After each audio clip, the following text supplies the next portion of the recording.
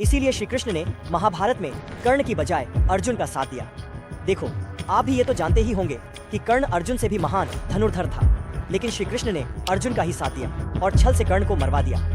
श्री कृष्ण ने ऐसा क्यों किया, ये जानने के लिए पहले आपको इस वीडियो को पूरा देखना पड़ेगा। तो चलिए टाइम में थोड़ा पीछे चलते हैं। त्रेता युग में राम जी थे। राम जी ने पूरे जीवन में कभी भी छल नहीं किया था, लेकिन एक समय ऐसा भी आया जिसमें उन्हें छल करना पड़ा। बात तब की है जब सुग्रीव और बाली का युद्ध हो रहा था। बाली को यह वरदान था कि वह जिससे भी युद्ध करेगा उसके सामने वाले की आधी शक्ति बाली में समा जाएगी। ऐसे तो बाली को हराना असंभव था।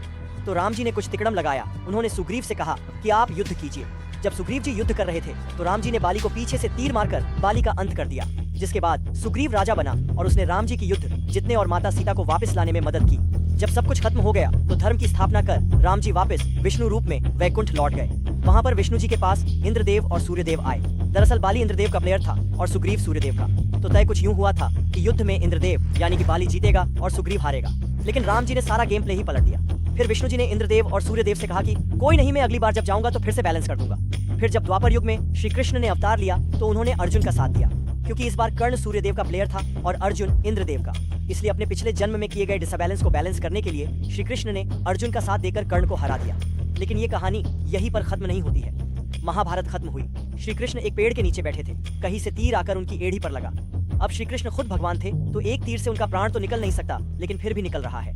तो जब उनका प्राण निकल रहा था तो एक आदिवासी आया ये देखने के लिए कि तीर कहाँ लगा है। तो जब उसने देखा कि तीर सीधा कृष्ण जी के लगा है तो ये देख वो चौंक गया और माफी मांगने लगा।